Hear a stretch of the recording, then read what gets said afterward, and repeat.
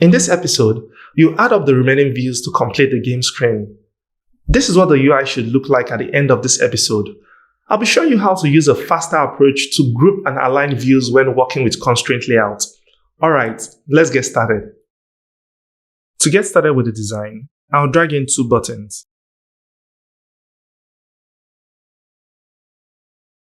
I'll set the ID of the first button to Start Over button.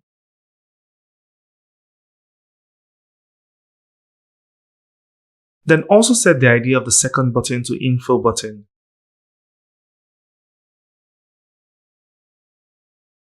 Next, head over to strings.xml file. You can see some extra strings I've added to the starter project. You'll be making use of them in this episode. Okay, let's head back to the layout editor. Select the Start Over button. Then click on the little button beside the text attribute. This opens up a Pick a Resource dialog. Go ahead and type in Start in the search bar. Then select the Start Over string resource and hit OK. I'll quickly do the same thing for the Info button.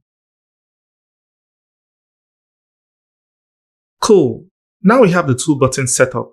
Next, we need to add the label and value text views for the score and game round. To create this, you'll be working with a new view called the linear layout. The linear layout is also a view group, just like the constraint layout we've been working with. This means that it can contain children views which can be arranged horizontally or vertically. You'll be using it to group the score label and text. Head over to the Views palette and type in linear in the search box. You can see we have two variations of the linear layout, the horizontal and the vertical linear layout. We want to arrange the score label and text vertically, so go ahead and drag in the vertical linear layout. Then set the ID to score group.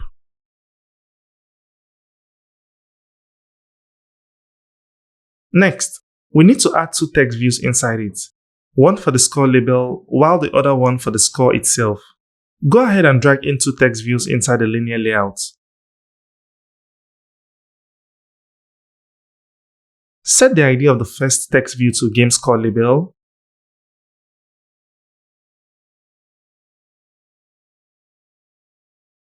Then set its text to a score label string. This time around, I'll just search for score in the text box and then select the string. This is faster than clicking on the button beside the text box that opens up a dialog. For the second text view, which will display the score, I'll set the ID to game score text view.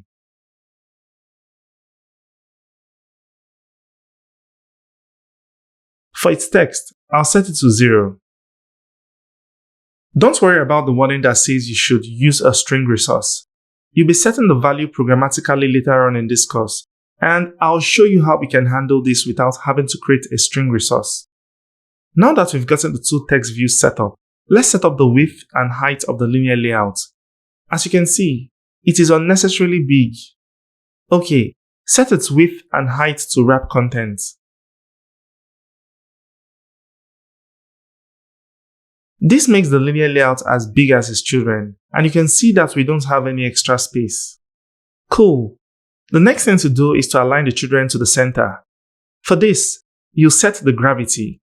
And by the way, in case you're having a hard time trying to select the linear layout inside the design view, you can always select it from the component tree on the left side of your screen.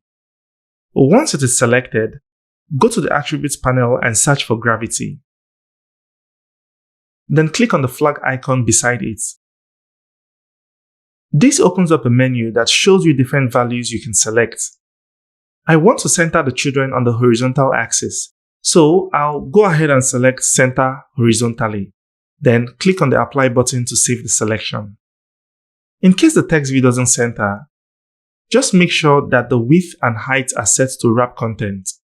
I'll do that now.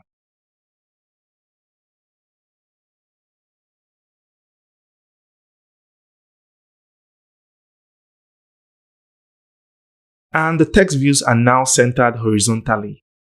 Next, let's do the same thing for the round group. For this, you'll be working with XML because I don't want to go over these steps again. You just duplicate the code and change the necessary parts. So, click on the code button up in the navigation bar. Then scroll down to where the linear layout is located inside this file. Copy and paste it below to create a duplicate.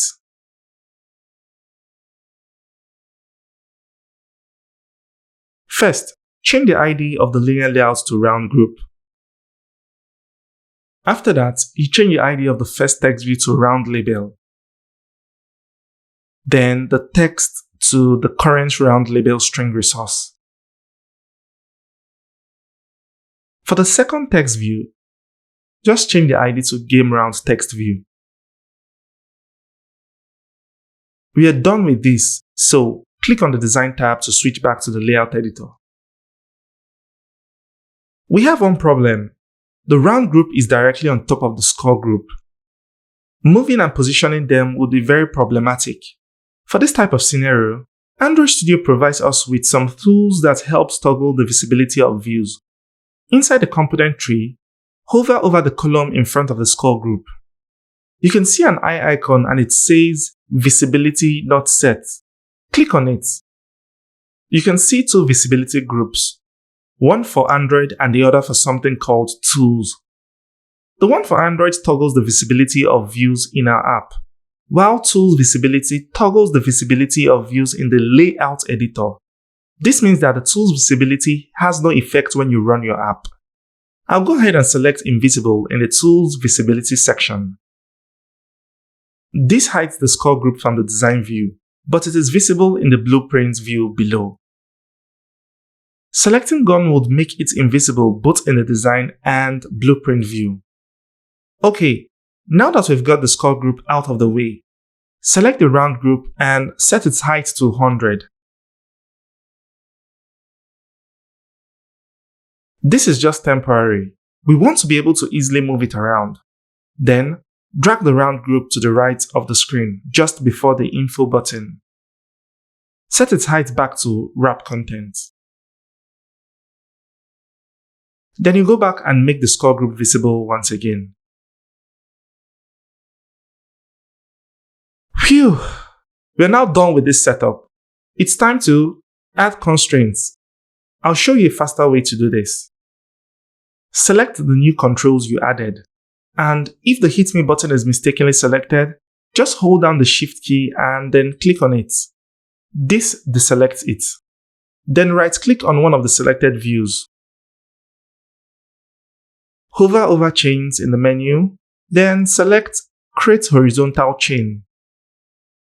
As you can see, Android Studio is intelligent enough to add the necessary constraints that chains all the selected views together and also constrains the view to the edges of their parents in the horizontal axis. This is nice, but we are not done yet. Right-click on them once more. Go to Align, then select Vertical Centers. This aligns them at the center of the vertical space. Finally, we need to constrain this group relative to the Hit Me button and the parents. Remember, constraint layout is all about relationships. Views have to be positioned in relation to something.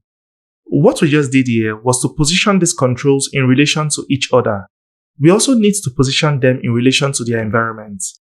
Now, here's the catch. We don't need to do this for all the views in the chain. We can just constrain one view to the environment, and the other members of the chain will follow since they are all constrained to each other. Let me show you what I mean. First, select the Start Over button. I'll go ahead and constrain its top to the bottom of the Hit Me button, and also constrain its bottom to the bottom of the parent. Then, when we move the Start Over button, every view in the chain follows. Works like magic. I'll undo that change. We are now ready to start coding in some functionalities to these controls. I'll see you in the next episode.